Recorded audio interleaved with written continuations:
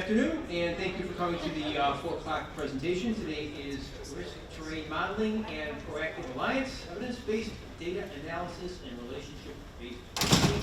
I'll let the presenters introduce and just get out of your way.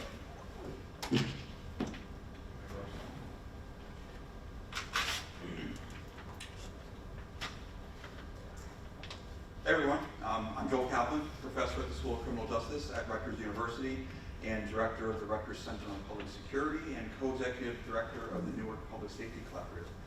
I'm going to talk to you today about a few things, so I won't foreshadow too much, but one of the things that I'm probably most proud of for the crowd here is that I was actually born in Syracuse, so I am technically a New York local, but I live in New Jersey at the moment. Good afternoon, thank you for being here. We've got a big crowd here for 4 o'clock, that's great. My name is Demetrius Mestors. I'm a retired officer from Arlington County, Virginia. I'm also the president of Safe Night. And we'll be including all these slides, so we're not going to bore you with our details. Let's get into some of the work. Back to me. I just have to remember not to stand in front of the projector, but other than that, I'll do my best not to stand in front of the podium too much. So I'm going to talk to you about risk terrain modeling, and I'm going to kind of set this up to turn it over to Jim. Risk terrain modeling specifically for policing and public safety. And so the way that I'd like to begin talking about this is, by reminding everybody that if we've watched far too much Law and Order or fell asleep with it on, now that it's been around for 25, 30 years, we've probably watched far too many reruns. So we know that when crime happens, it happens in alleyways.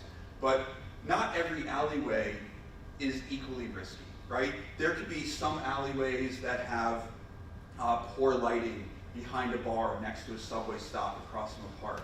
And that alleyway is unique and particularly risky compared to other alleyways. So of all the ones that we want to select, of all the dark alleyways, the cliche dark alleyways that we want to focus on, how do we identify them in a systematic way?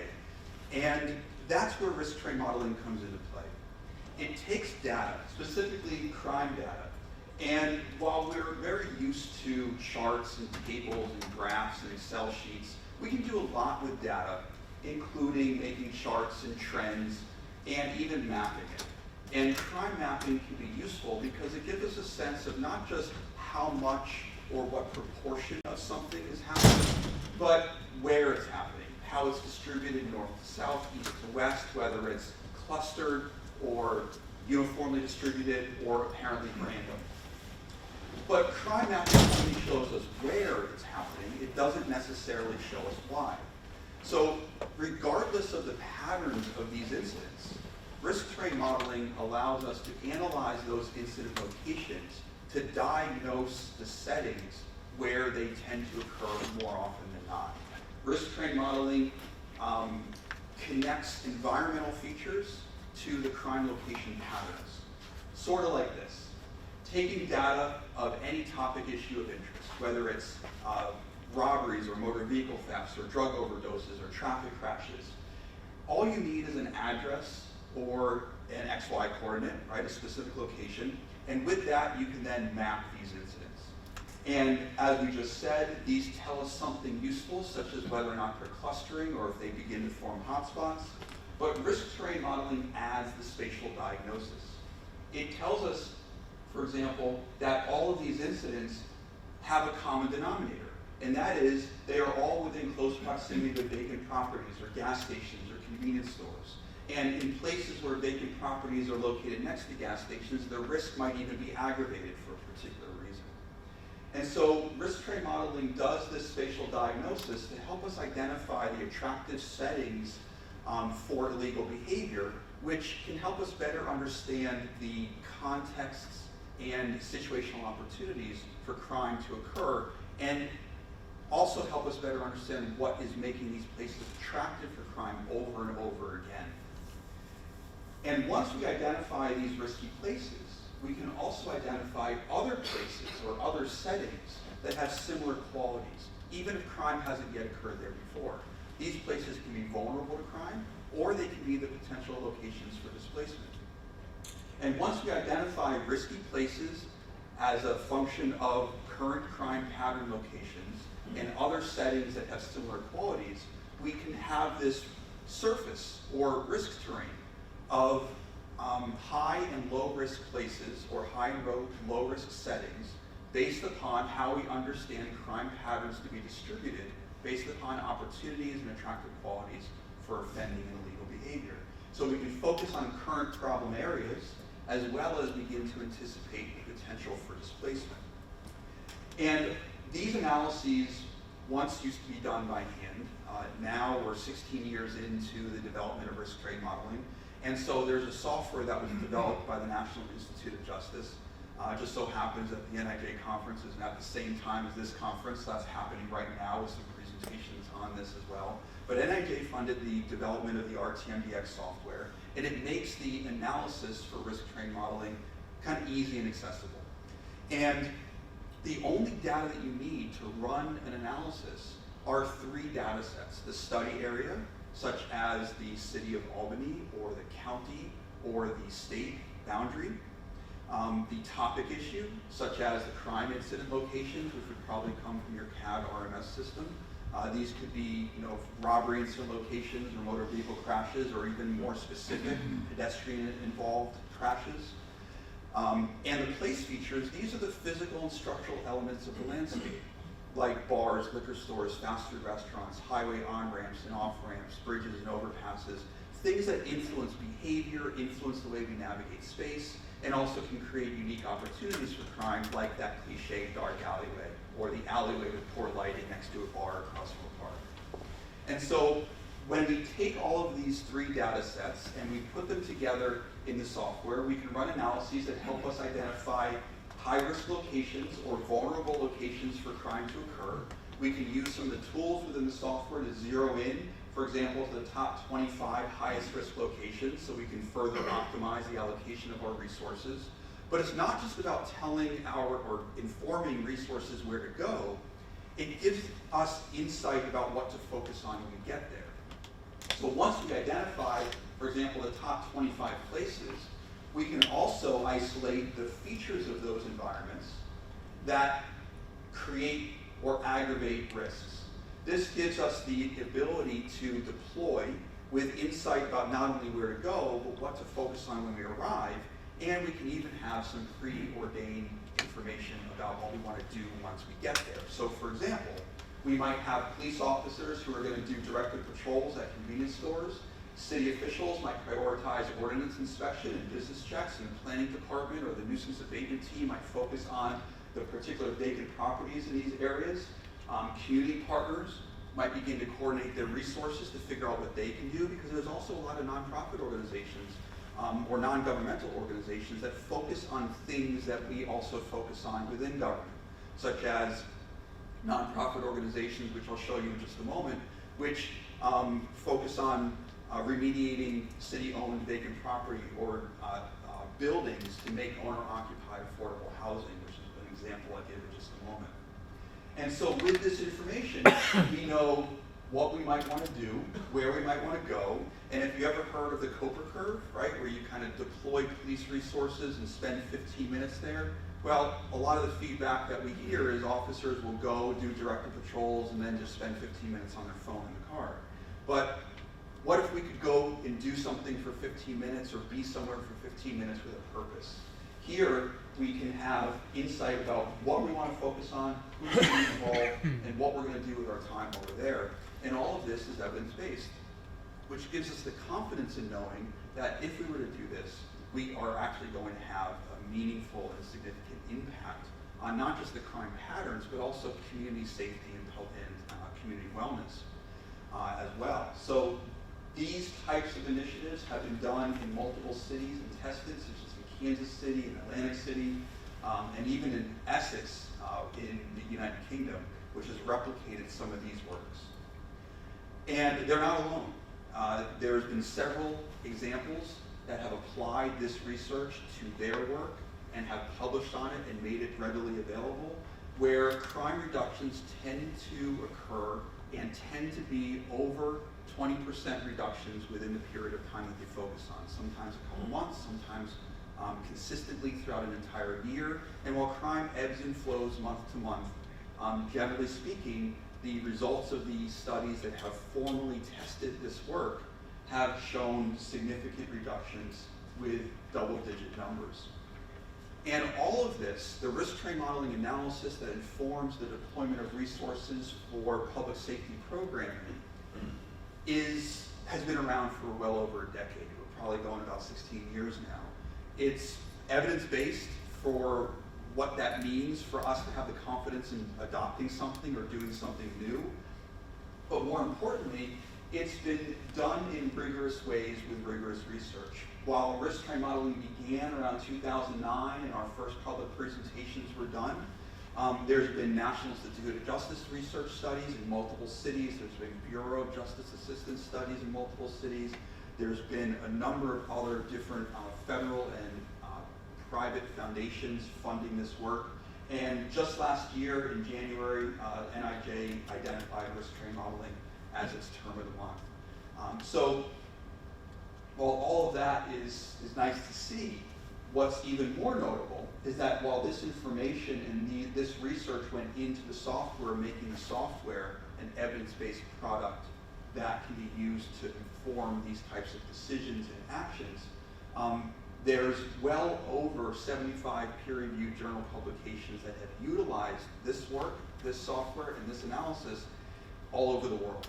And so not only is it stuff that I've done, but there's a lot of independent research that has tested it as well. What is exciting about all of this, though, is that the analysis is only the starting point. It's what you do with the information.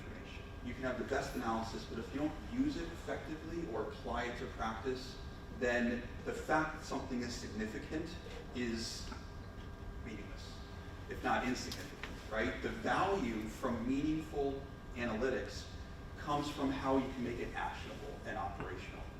And so one of the ways that this is done is by turning the results of the analysis into what's called risk narratives. Risk narratives invite the human element, invite people, invite multiple perspectives, and solicit feedback and input from different stakeholders to make sense of these results.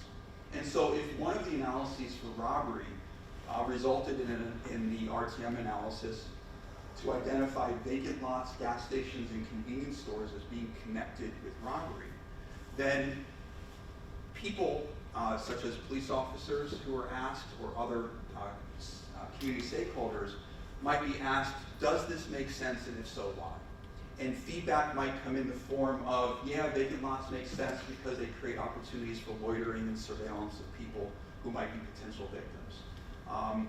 Gas stations, that kind of makes sense because we find that when robberies happen, it tends to be mostly cell phones that are stolen. So when you're filling your car with gas, you're not really paying attention. You're playing on your phone. Maybe if you're not in New Jersey or New York or some of the other places where you have to fill your own car, you're standing by, fill your own gas, you're standing outside and not paying attention while you're outside of your car, so you're susceptible to being kind of surprised by an offender. Your cell phones get stolen. And then convenience stores, they can have several opportunities, but in this case, in this city, cell phone or convenience stores have those recycle kiosks, those ATM machines where you can dispose of your used tablet devices for instant cash. And so what ends up happening here is that this forms a narrative that helps us understand why these things contribute to the problem we're trying to address. Vacant lots permit loitering and surveillance of potential victims at the nearby gas stations whose cell phones are then stolen, and the offenders go to the nearby convenience stores to dispose of them at the recycle ATM machines, all before anybody can even call 911 because there's no payphones anymore, and they just lost their phone. So it's kind of a perfect location to rob people of their phone. In the same way that Starbucks might choose the best location to place their next store, they want areas with parking, with median household incomes of a certain level, near a highway, near a high traffic area, and so forth. It's a good location to do what they're trying to do. And so risk narratives connect the interactions of people at places to help us understand opportunities for crime. And here's an example of how that might work. In Atlantic City, they focused on shootings And they analyzed shootings and found that the top risk factors for shootings included convenience stores, vacant buildings, and laundromats. This information was then taken to the police officers during their commander's meeting. They tried to make sense of it, and they said, you know what, this does kind of make sense, and here's why. We think that shootings are the result of turf conflicts that are connected to the drug trade. Convenience stores are open late, easy to loiter, easy to come and go. This is where the buyers are solicited for purchase. Then they're told to go to the nearby laundromats, which in our town are coin operated, don't usually have a store manager, and this is where they make the drug transactions off the street and out of sight. The buyers then go to the nearby vacant buildings to use the drugs, and the dealers use the nearby vacant buildings and stash houses for drugs and weapons. So yeah, this does kind of make sense to us. And now that risk narrative became kind of a hypothesis for action. They figured out what they can do about it. Police focused their patrols and business checks at the convenience stores and the laundromats. They also paid attention to the vacant buildings that were nearby, but the planning department also prioritized their boarding up program and demolition program of vacant properties, and were able to prioritize a handful of properties in high-risk locations among the 4,000 that they had in the city. Now, vacant properties can be handled in a number of different ways. As I hinted at earlier, here's an example of Newark, which did something different with vacant buildings. Newark has close to 8,000 vacant properties, many of which are city-owned and part of the land bank program. So the city made those properties available for $1 on a 99 or multi-year lease. And so nonprofit organizations like New Community Corporation, whose purpose or mission is to purchase city-owned lots, remediate them, and then turn them over to owner-occupied owners so that local residents can afford the houses.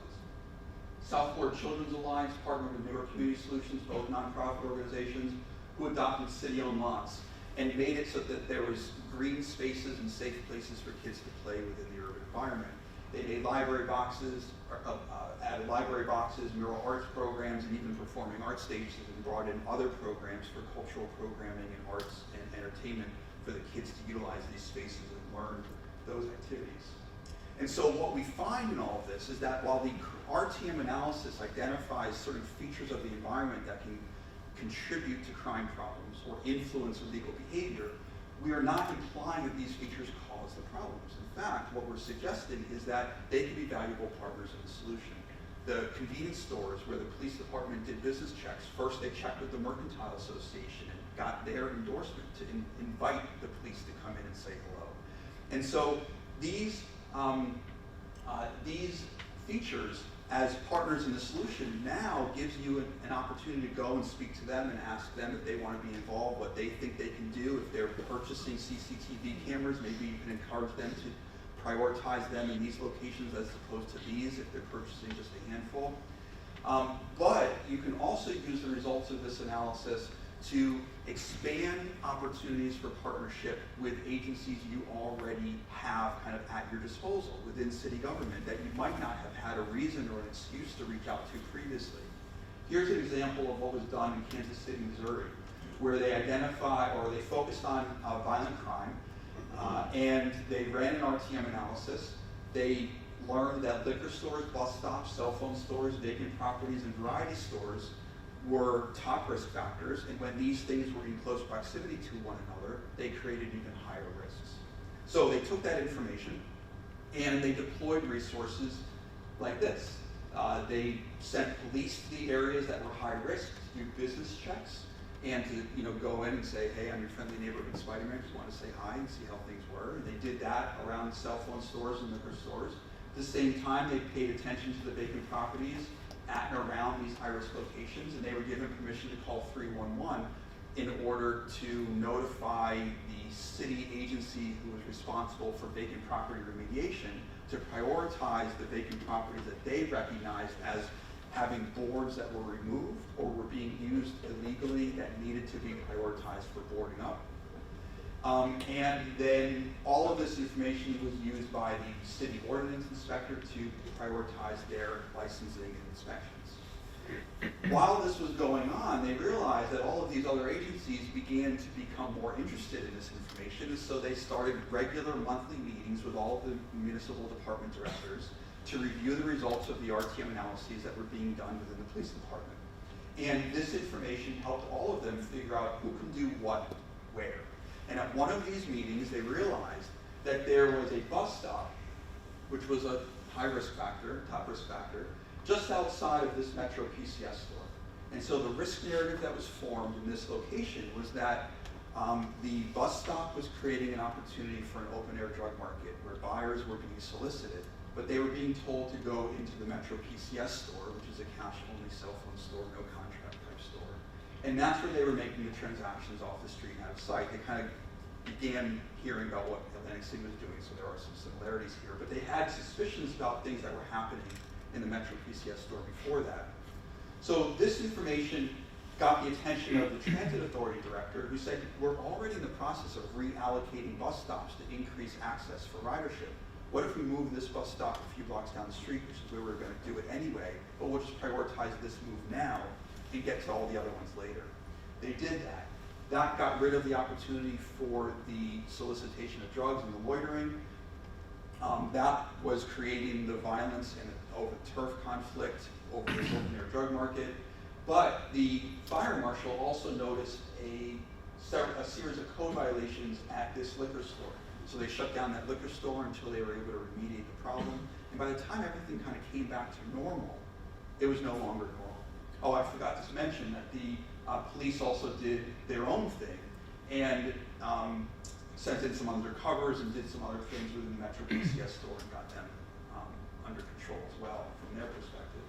But what ended up happening in this location is what was similar to other locations, that throughout the city of Kansas City, Missouri, they did this at micro settings throughout the jurisdiction, figured out what the risk narratives were, what the top risk factors were, and got a lot of different stakeholders involved. And through the course of the year, they analyzed it and found that there was an over 20% reduction in violent crimes without an increase in arrests or officer-initiated stops, citations, or even warnings. So what they were able to do is really focus on crime prevention with a focus on places and not people. And they had such success with this that the mayor adopted it. City Council passed a new ordinance which required the use of risk terrain modeling to inform a new multi-stakeholder task force, which brought all of the city agencies together to figure out who can do what each month, and then do it in partnership with the local businesses. And it basically gives them information to figure out which group is best suited to address the problems that we're facing at this moment. And as these problems change, we can always reassess moving forward. And so they presented at the IACP conference on their work last year, and they showed how they began with RTM, which led to risk-based policing, which is now what they're doing through this task force called Data Informed Community Engagement, or DICE. And now they've been doing DICE, and they've been having some success with it. And other cities across the country have been adopting the DICE framework for crime prevention programming and public safety programming, because the alternative is that if a crime problem occurs, police and law enforcement are the default solution. And what we've realized is that risk terrain modeling can empower a diverse group of local stakeholders to do what they do best at the places that need it most.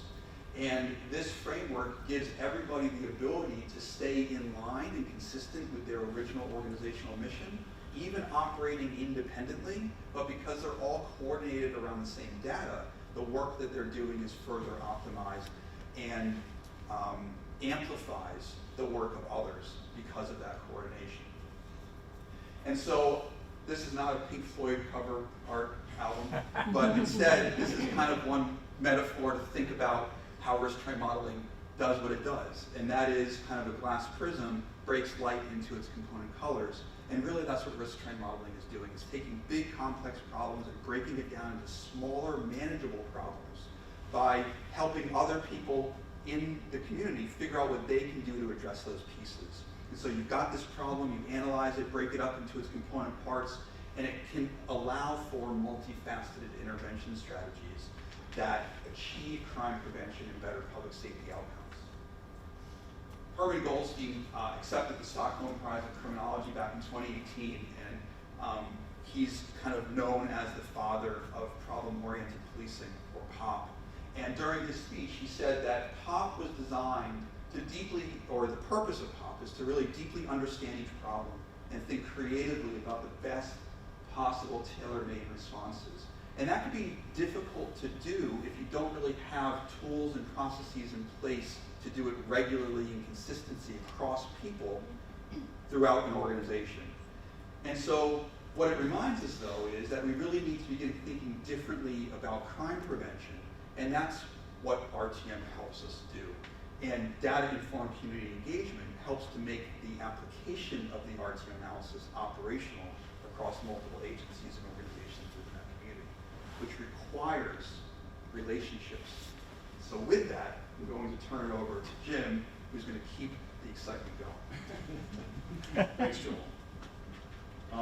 Well, I do have credit. I don't have to use Syracuse. I'm from Albany. I grew up in Colony, and I graduated right here. I think my ceremony was here at the Egg. I can't remember. But I'm from Albany. So now that we know where to go, now that we know why, and we have identified some relevant stakeholders, does that mean they want to work with us? Does that mean they're part of the solution? We want them to be, but maybe they can't stand us. Maybe they've had some bad experiences with the city agencies and the police and code enforcement and the enforcement agencies. So just because we've identified them as a stakeholder and they have the capacity to do some work with us, doesn't mean they want to do that work with us. And we focus a lot of our work, especially in the law enforcement community, around community policing. I'm going to break this down a little bit more to explain why the community policing is taking us about as far as it can take us. One of our partners, Dr. Charlotte Gill from George Mason University, has done a lot of work around community policing and its effectiveness. And what really stands out for me here is what she's calling this is it's a buzzword. It really fills a gap for just about every law enforcement agency, right, since the early 90s. Everyone knows they have to do it in some capacity. Everyone knows they have to be involved or say they're involved in it in some capacity because this is what the community expects. But when it's a buzzword, it lacks a lot of what we need for it to work, which is legitimacy. And if it becomes a buzzword, we start calling it different things because it means something different to every agency. And what often happens is, somebody give me an example of community policing in practice. Subted? Cops on bikes? How about coffee with a cop? How about National Night Out? So a lot of these words get interchanged. They mean something different to everybody, and we don't know how they tie to a strategic plan or an outcome. That's really what the piece that we're missing. There was an article written in Police One, and you can see what some of the police executives who were asked to weigh in on community policing, they said, for each agency, you just have to define it. Just define it. Building strong relationships are key. Who here, raise your hand if you can talk on how to bridge politically divided communities. Good for you. You need to start a consulting company. Seriously, I mean, this is the advice of police executives from across the country. Just go do it. Oh, where's the how? Leverage technological opportunities. And of course, transparency and trust. We got to throw those keywords in. But what does that mean? How do we do that? And that's really what we're lacking within the profession. You've heard probably a lot over the last few years, and if you come to this conference, evidence-based policing. Meaning there's no real empirical evidence. The problem with what they're asking us to do is there is no path. There is no systematic model for us to train each other. And I was a cop for 24 years. No one taught me how to build relationships until I met my wife, who is a licensed professional counselor and social worker. they have to develop relationships. And guess what? They have training. She went to a master's program. Clinical psychology is going to be an example of what I'm going to show you. But these are the questions I want you to ask yourself, and I want you to think about whether you've said any of this stuff or you've heard it said in your agencies. Is community policing, as you now know it, valued within your agency? Or is it just something that somebody else does? That's not real police work. It wasn't in my agency. We had a community policing engagement unit or outreach unit, and they did community policing. They did the barbecues. They handed out ice cream to the little kids and walked up people across the street. It looked great for Twitter. I don't want to do that. I'm going to do real police work. So these are the questions that I think you should be asking yourself walking away. If there's a takeaway and you're going to challenge yourself to think about things differently, this is what I would ask you to do. Do we have empirical evidence to show that community policing prevents crime? Is it evidence-based? Is it empirical? Meaning, has a theory been tested and replicated to have the same results? According to Dr. Gill, no. It doesn't. It makes people feel better, but it doesn't necessarily prevent crime. What's the other side of preventing crime? I heard CEPTED, but it's something that Dr. Kaplan ended with in his presentation. It's the problem-oriented policing part that kind of gets meshed in with community-oriented policing. That's the action side of community-oriented policing, which is POP. So what I'm suggesting here is that we need a systematic, evidence-based model to teach police officers and other municipal agencies, other collateral professionals that we work with, how to build individual relationships. Individual relationships are what allow us to get investment in each other and get work done. I don't understand the point of developing a relationship if we're not going to do something with it. So that being said, this is the only evaluation that I know of relationship-based policing. There's only 2 relationship-based policing models in the country. The one we're talking about here today, Proactive Alliance, and the one by the CSP, the Community Safety Partnership in LA. That being said, their sole objective was to develop relationships with people who are hard to reach, who wanted nothing to do with them. Some of the side effects that they saw was they were reducing the conditions that were contributing to violent crime, especially around gangs. But the other side of what they saw was it could be used for other complex issues. And what I'm going to show you is that I found the same result, not even knowing this existed in LA. So on the other side of the country, my job was to manage violence in a very vibrant nightlife area. And I had to develop relationships with people who wanted nothing to do with me. But guess what? I needed them. I needed them more than they needed me. But when you get kicked out of a bar for the 6th time and told, get the F out of here, I have no authority to make them work with me. But I needed them. And I'd come home and I'd say, I'm done. They're going to kick me back to the street. This little project's over. And she said, let me explain to you a few concepts here. Motivational interviewing, cognitive behavioral therapy, family systems theory. Let me explain some of these things to you. You're not going to be a social worker and a therapist, but you can start using some of these evidence-based models to further your work. And I'd go try things. And I was like, wow, it worked. If you sat in on today's presentation and with the work they're doing in Schenectady, if you heard Sergeant Mannix talking this morning, I was a meathead cop who just had to be shown the way. I needed skills that don't exist within my profession. And this is where relationship-based policing was born. They did the same thing. In LA, it happened the same way. This did not come from within policing. And we are very resistant to allowing new concepts, especially from social work, where we think everyone just gives everybody hugs, as opposed to understanding what their real value is, which is they are experts in resources, and they're ultimate problem solvers. So that's what I learned to be. My partner, Molly Mastors, who created relationship-based policing, you can see the definitions. I'll go back in the slide. They're almost identical. They don't know the two exist. A law enforcement practice that relies on community trust and partnership.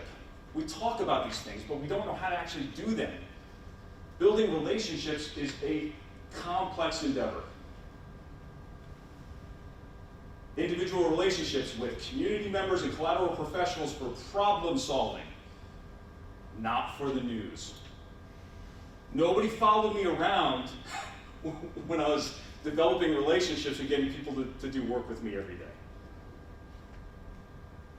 So let's talk about what the difference is. The difference is we have a systematic model of relationship-based policing, and we can teach it, and we can replicate it, and it can return the same results. Where if you're asked to what do you do to teach for community policing, even the cops office doesn't. Cops offices sat in on our trainings and said, this is what we should be teaching, but we're not. And the reason is they don't know. You have to give them a break. But at the end of the day, if we just rely on the community to get stuff done, we're talking in platitudes instead of actually doing work with individual people. And we need a system.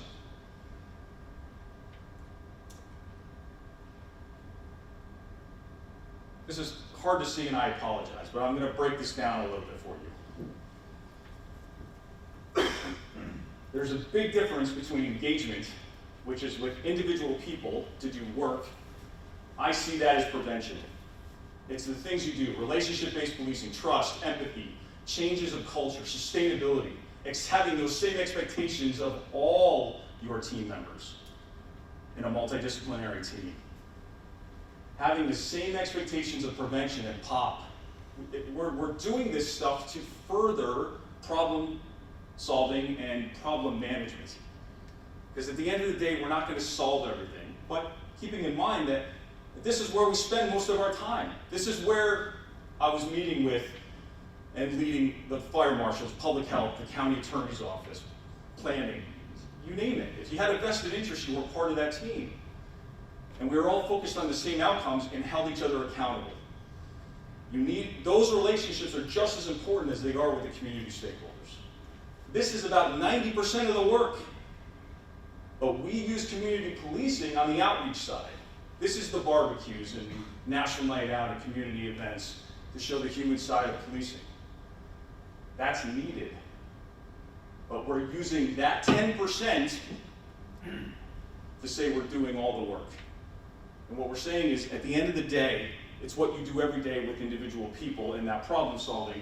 This should be the work. That should be the amplification of that work. When you're there, when you're at that community event, you should be talking about the work you're doing every day with lots of different partners and show them and tell them exactly what they're doing with you, that they weren't doing with you yesterday. I hear a lot of this. You see this on the news. Anytime we have a big incident, we have a police executive gets to the microphone and says, well, we're stepping up presence. Everybody get ready, we're stepping up presence. There's going to be more officers in the area. How long is that going to be? A day, 2 days, 3 days? Until everybody just settles down a little bit.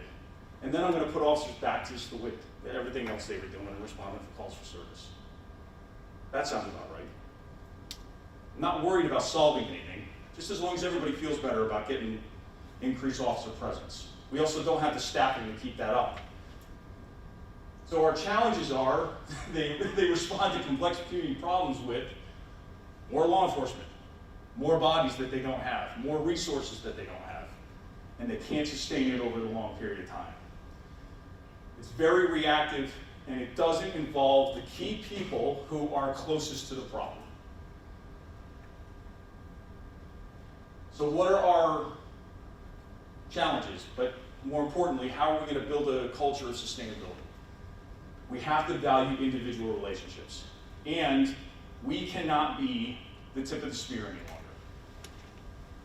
You saw at the end of the presentation as my favorite, those 2 slides where it goes from police only to lots of other community stakeholders and city agencies being involved. That's how we get things done.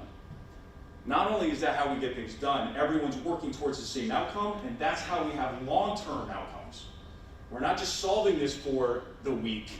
the month or the year. We're solving this long-term for years. And the lessons we learn from putting a process in and using evidence-based risk terrain modeling as the foundation for our work, we now have a model and a process that we can follow every single time for any problem we face. We're building a skill set, but this has to be dependent upon commitment by each agency. We can't have promotions, retirements, and reassignments dictate the success of a program. We have to have buy-in, and they have to learn how to build relationships themselves. So this is the way we see it. This is what we think at the end of the day, and this is what we're starting to see. I'll talk about a little bit of our success at the end and where we're putting this in place. But risk terrain modeling provides that, not only that place, but the why. We need the why. It's not enough to know where the hot spots are occurring. And Proactive Alliance essentially is the grease in the wheels. It gets people activated to do work with you. And when you're struggling to get a very needed stakeholder, whether that be another city agency, or whether that be a community member or a nonprofit that says, we don't work with the police, this is what Proactive Alliance will do. It will get people working with you. And it's to further a strategy. It's to further an outcome. POP is the work we do. And POP is not limited to just the police. We talk about this a lot, right? I mean, at the end of the day, we get to points when we start doing this work, everyone remembers the SARA model. We're not really good at evaluating whether our work works. We're not really concerned with the why. We have a little success and we see our numbers go down, and then we show up at a conference like this and we're like, look at us, we're a best practice. Come follow us. We're wonderful, look at all the work we did. Did you build relationships? Well, we have people on board. We have a list of agencies that we now include. No, but are you doing real work together? Not really. Not really. They just said they're going to be on the Google document, right? So that's right, exactly. So if we're going to look at the process, we're going to stay in the same process, and this is the one that will be repeated each and every time for every problem. We have a problem, we do a RTM analysis, we find out the why, we find out the where, and we find out the relevant stakeholders. This is very important. Can we agree that not every stakeholder has an opinion that is helpful for us? How many have gone to a community meeting and just got yelled at nonstop? I mean, seriously, come on. Is that productive? A lot of times, the people showing up to that stuff don't know what the hell they're talking about. And they're not giving you any information that's going to help on the POPs side for strategy, right? That's what outreach is for. We'll go to those meetings and we'll tell them the work we're doing. But I want to reach the people that have information that's going to help me. Building those relationships, relying on a problem-oriented stance, and then having a unified strategy where we all understand what's expected of each other, and we're all going to deliver that service in the same way. That's what's different. At the end of the day, sustainability for us means a change of culture.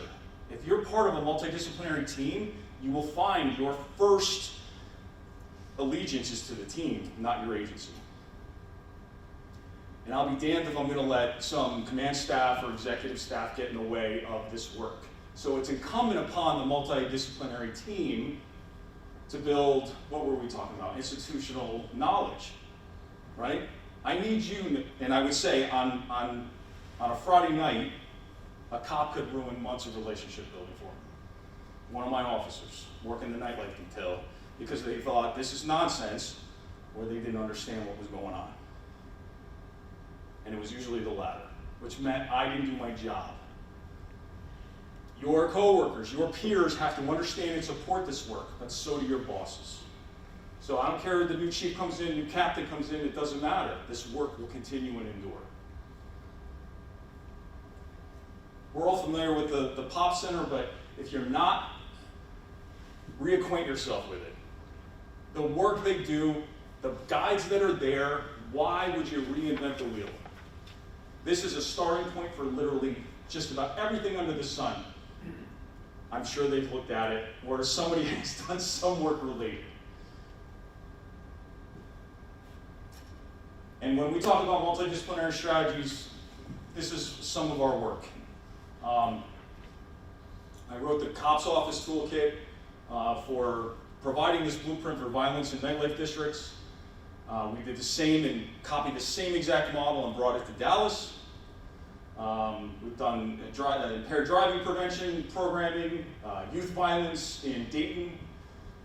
We're informing NHTSA and state highway safety offices on how to introduce engagement and data beyond DDAX.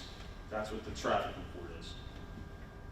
DDAX is essentially hotspots, right? And related to traffic injuries and crashes, as well as crime.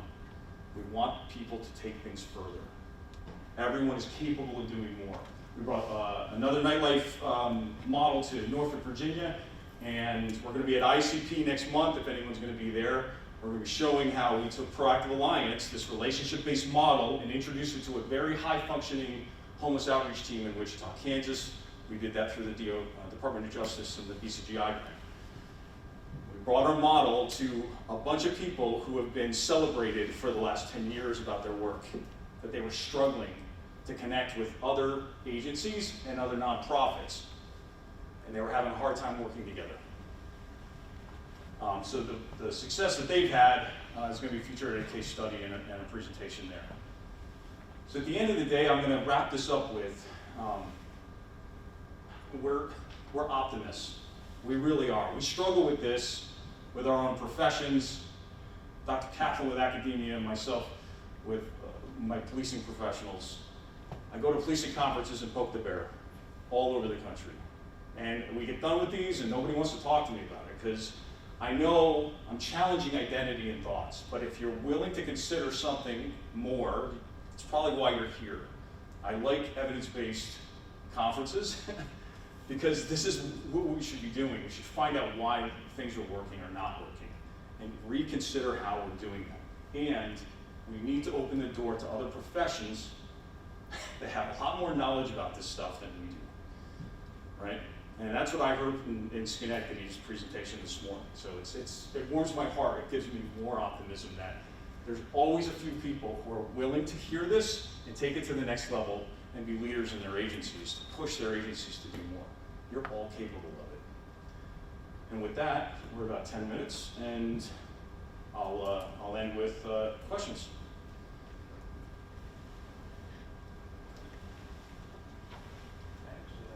Yes, Daniel's please. just gonna go. I'll prime the phone. Not to challenge you, I like the idea of terrain modeling, but is there a fundamental difference between that and police network investigations? Yes. Next question. What is that difference? I'm not as familiar with P&I as the folks who are advocating for P&I, but kind of the way that I see P&I is kind of this kind of conglomeration between hotspots and social network analysis and focused deterrence, and it's networks of people connected to common place, right? RTM is focused primarily or solely on places, but the goal is not to increase arrests, and the goal is not to focus on deterrence, but rather the goal is to understand why these places keep attracting illegal behavior over and over again, regardless of who's there at any given moment in time, and to mitigate the risk of these places to make them safer for everyone. And so if you never interact with a network of offenders in that area, that would be considered a success. P&I needs offenders to be identified. And so ultimately we should be trying to put ourselves out of business, but that is not exactly a strategy that would succeed or be sustainable if its effect was to actually reduce offending in offenders. Whereas risk train modeling doesn't need crime to continue in order to continue to be useful, because as small patterns change at small intervals with small numbers, 5 or 6 incidents that could be a series or spree, they might appear random, but they all happen at a gas station near a highway on-ramp next to a bus stop, and it continues to be useful as the process continues. You mentioned that you worked in one city specifically with youth violence. And I'm curious if you could expand a little bit, because we're dealing in our community with a real problem of, and I know everybody is, with young kids carrying guns, and we're trying to figure out best approaches. Sure.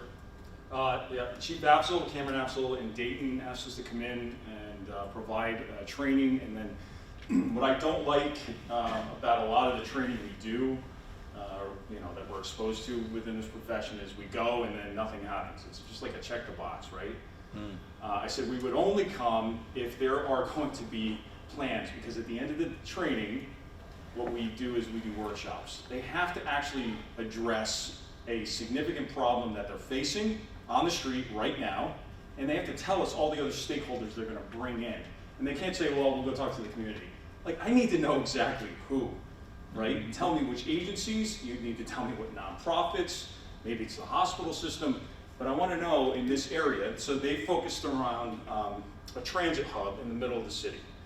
They had this transit hub that was attracting a lot of violence related to youth, and guess what? They found out all the school buses, the school system had stopped using school buses and started using vouchers on the city transit system.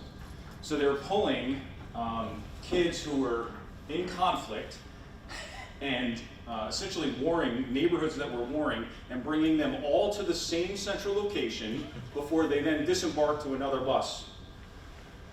So shootings, stabbings, assault by mob, you name it. That's what they were dealing with. And all the drugs that were a part of it. It looked very similar to what Dr. Kaplan explained what was going on with drug sales at the cell phone store, because they had a cell phone store there, and that's where they were selling out of. So once officers had the support of the businesses, they had zero communication with the transit authority. They had zero communication with the school system.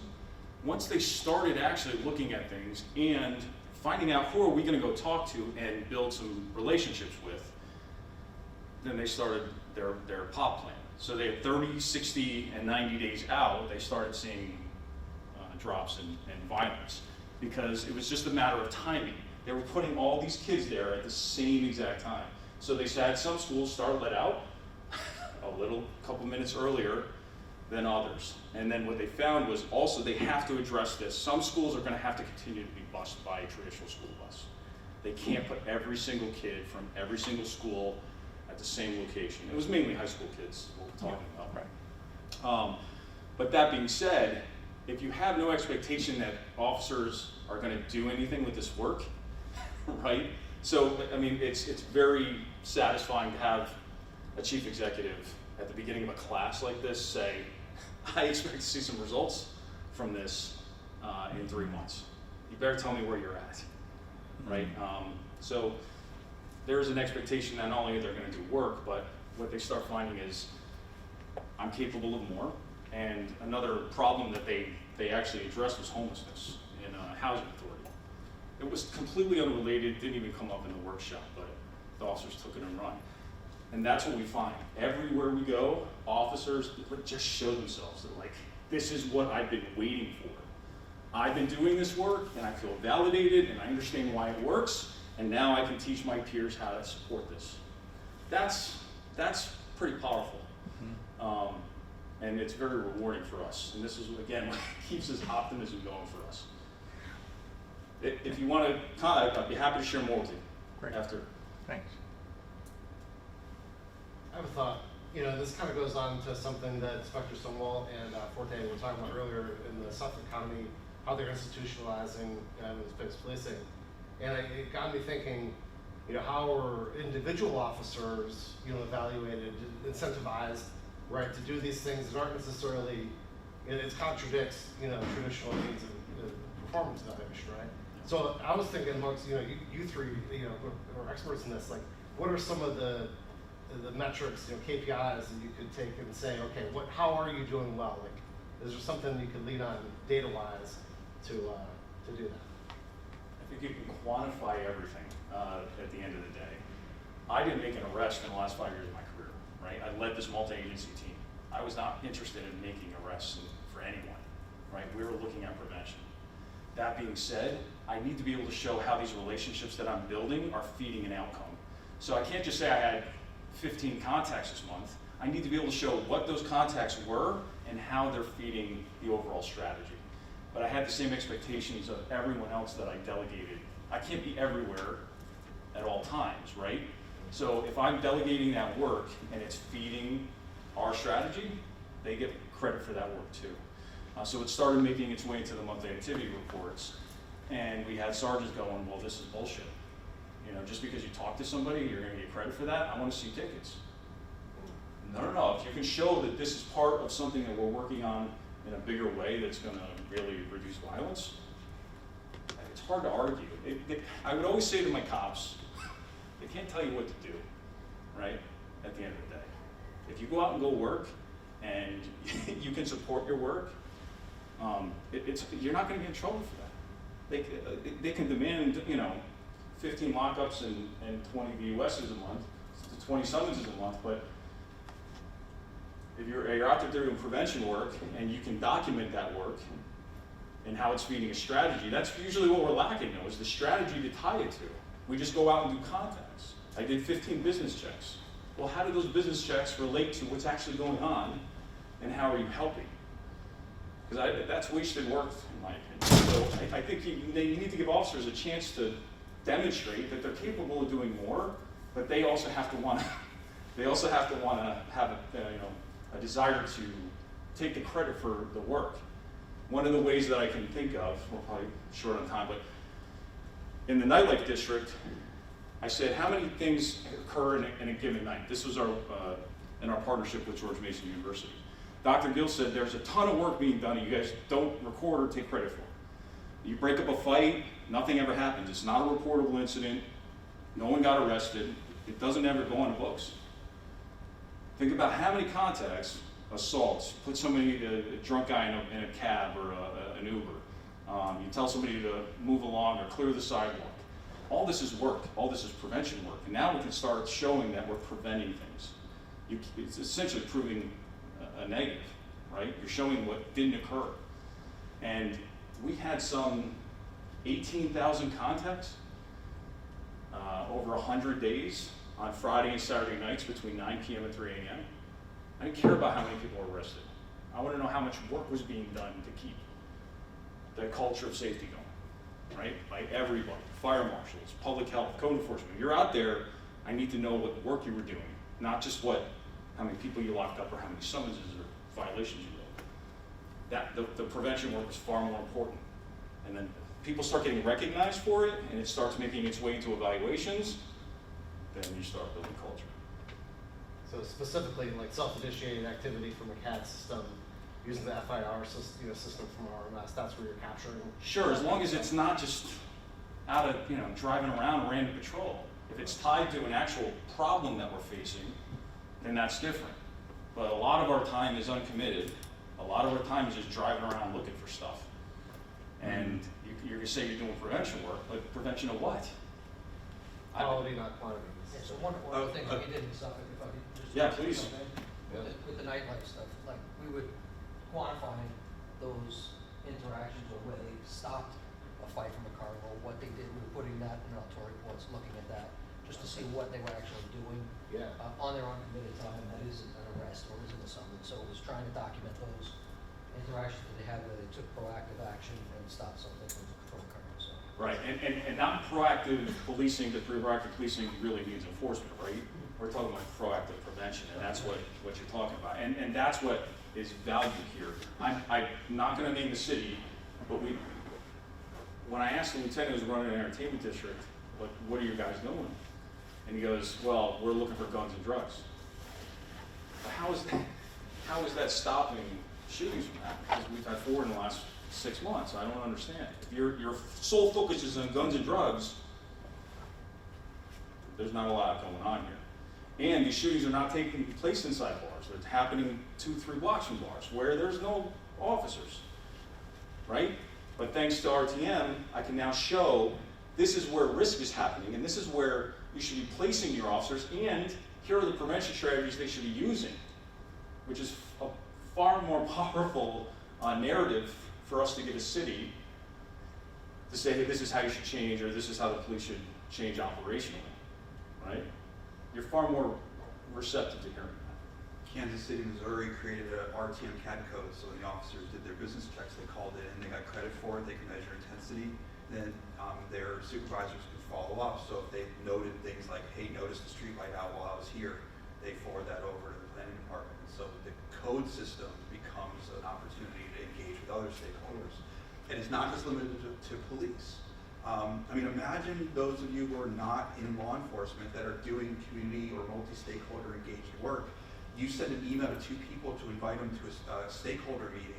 One person shows up because of one email, the other person doesn't show up, but only does end up showing up because you sent 3 emails, 2 phone calls, asked a friend to ask a friend who knew that person, and then they finally showed up, right? We're not measuring the effort in between, but at the end of the day, we see 2 people showing up. And so being able to measure effort is important for being able to figure out how much work is involved in doing the things that you're trying to achieve.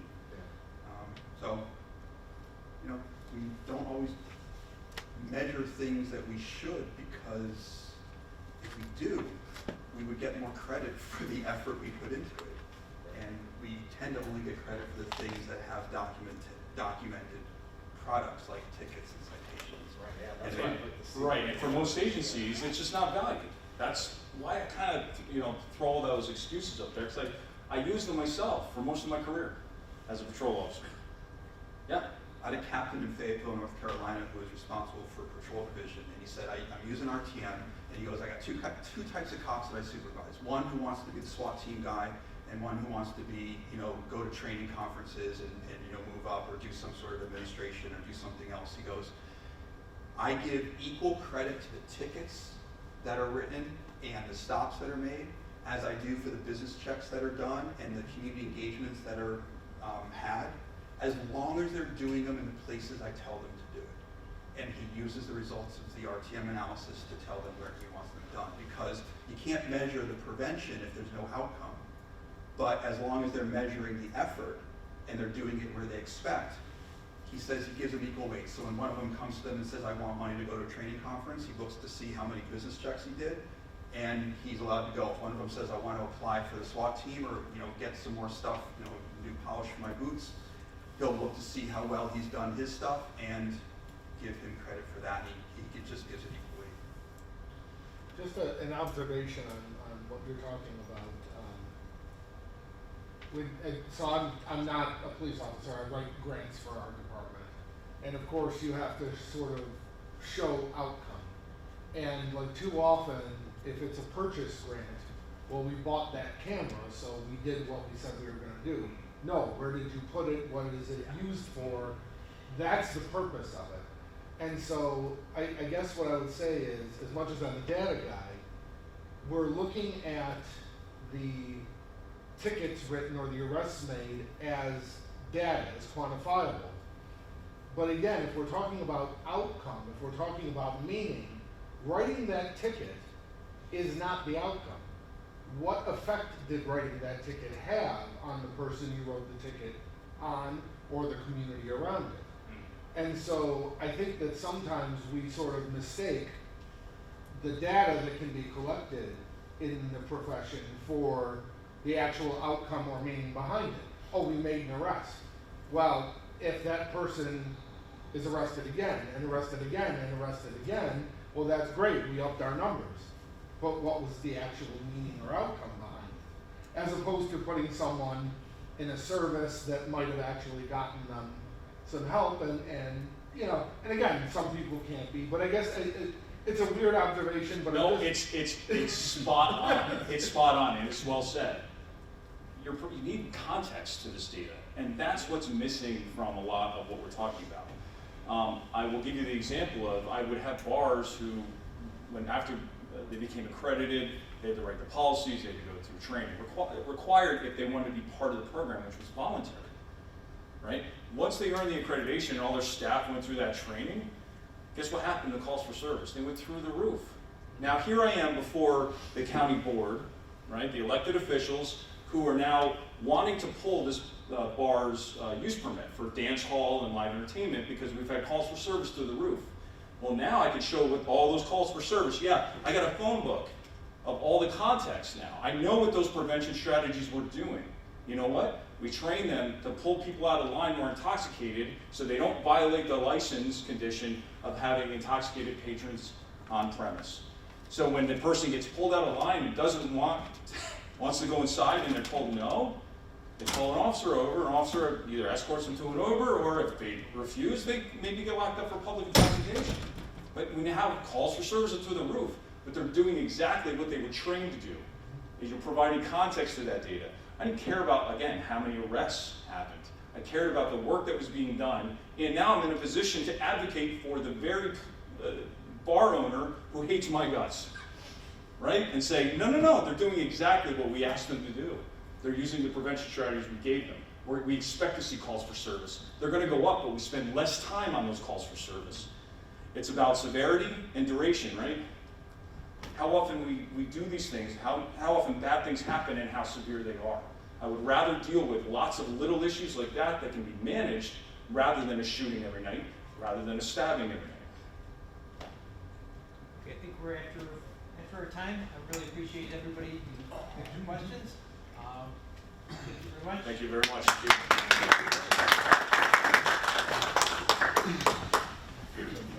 told you there was something pretty right.